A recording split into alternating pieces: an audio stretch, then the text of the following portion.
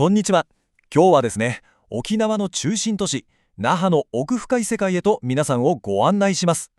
この街が持つ独特のアイデンティティは、実は常に互いに影響を与え合う2つの異なる心臓から生まれているんです。そのダイナミズムを一緒に解き明かしていきましょう。さて、早速ですが、那覇という都市を理解するために、まず押さえておきたいのが、この二元性です。一つは、かつての琉球王国の都、首里が象徴する雫。政治や文化の中心地としての格式高さですね。そしてもう一つが、交易で栄えた港町、那覇が持つエネルギッシュな銅。この雫と銅、この対比こそがですね、これからお話しする那覇のあらゆる物語を読み解く鍵になるんです。物語の始まりは、沖縄の、いや、琉球の魂ともいえる場所、首里城です。ここは、悲劇的な喪失と、それでも何度も立ち上がってきた、その繰り返しの歴史そのものなんですね。2019年10月31日、あの日の衝撃的な火災で、首里城の正殿が炎に包まれる光景は、本当に多くの人の心に焼き付いていますよね。あれは単に歴史的な建物が失われたというだけじゃなく、沖縄の人々の心の支えが失われたような、本当に深い喪失感がありました。でも、物語はここで終わりじゃなかったんです。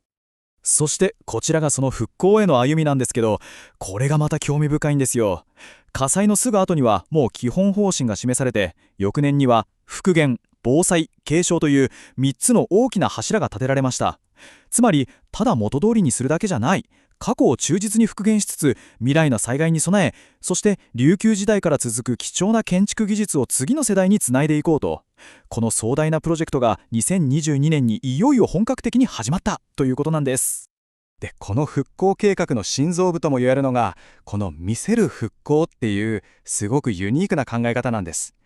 例えば、再建に使う木材を儀式として運ぶ様子を公開したり、建設現場を見学できるデッキを設けたり、こうすることでプロセス自体が観光資源になるし、何より伝統技術が職人から次の世代へ受け継がれていく現場を僕たちが目の当たりにできる。単なる工事現場じゃなくて、いわば生きた博物館になるわけです。さて、舞台は首里城から町の中心部、路上へと移ります。戦争で全てが灰になった後、那覇の商業の心臓部はアメリカという全く新しい地を取り入れながら力強く蘇ったんです。那覇といえば国際通り。多くの人が奇跡の1マイルって呼びますよね。でもこの名前どこから来たかご存知ですか？実はこれ戦後この通りにあった映画館の名前から来てるんです。アーニー・パイル国際劇場。沖縄で命を落としたアメリカ人ジャーナリストの名前が付けられていました。戦後の復興がいかにアメリカの存在と密接だったか、それを物語っていますよね。そしてその国際通りの中心にドーンと構えているのが牧志公設市場です。ここもね、那覇の歴史そのものなんですよ。1950年、戦後の混沌とした闇市をまとめる形で生まれ、72年の本土復帰という大きな節目に一度生まれ変わり、そして去年、2023年、全く新しい近代的な姿で再びオープンしました。まさに街と一緒に呼吸してきた場所なんですね。そして面白いことに、ここにもまた那覇の二元性っていうのがはっきりと現れてくるんですよ。公的な資金で計画的に再開発された、いわば公式の胃袋としての牧志市場。それとは全く対照的に、一時は寂れてしまった永町市場は、小さな飲み屋が自然発生的に集まって、レトロな雰囲気を武器に有機的に再生していったんですね。いわば非公式の夜の社交場。計画と偶発性。この両方が那覇の魅力を作っているんです。さて、外部から強い影響を受けたとき、一つの町、一つの文化はどうやって自分たちらしさを守り抜くんでしょうか。そのヒントが食や工芸の世界に隠されているんです。これはもう本当にいい話なんですよ。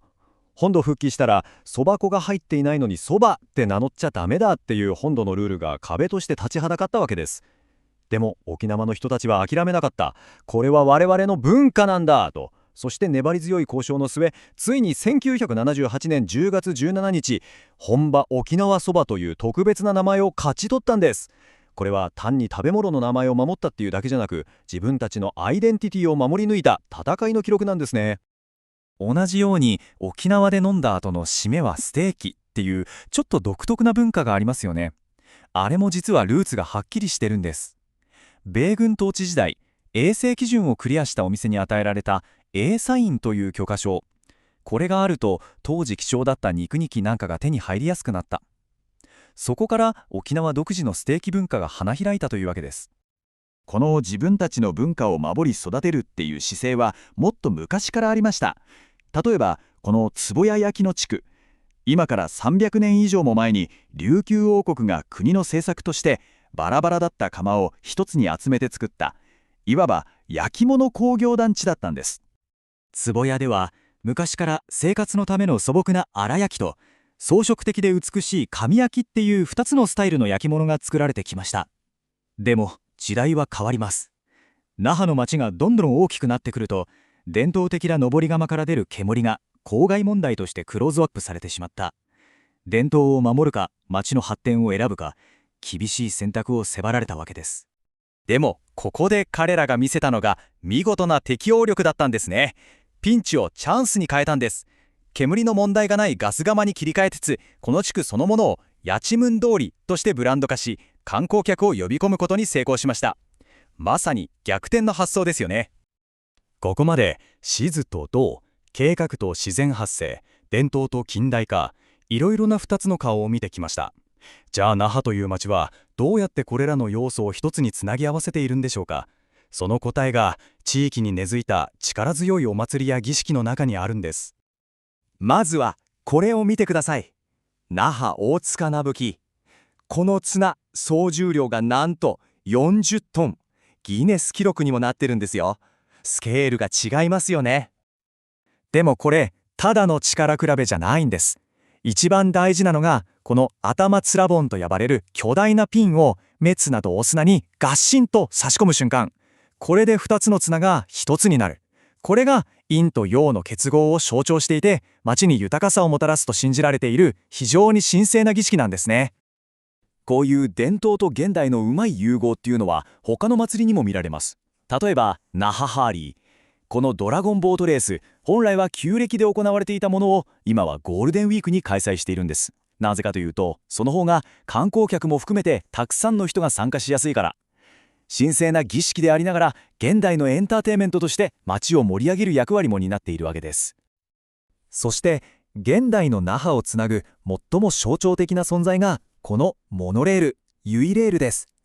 歴史的な中心地とどんどん新しくなっていく郊外を物理的に結びつけ、空から街を眺めるっていう新しい視点を与えてくれました。この街の上を滑るように走っていくユイレールはまさに今の那覇を象徴しているのかもしれません。首里の静かと那覇港の動き、歴史が積み重なった複雑な街を一本の近代的な糸が絶え間なく動きながら縫い合わせている、そんな風に見えませんか。ここまで見てきた那覇の物語は結局沖縄の言葉でいうチャンプルーに集約されるんじゃないでしょうか。ごちゃ混ぜにするっていう意味ですけど、これはただ混ぜるだけじゃない。異なるものを受け入れて、そこから全く新しいもっと美味しいものを生み出すっていう創造の精神そのものなんですね。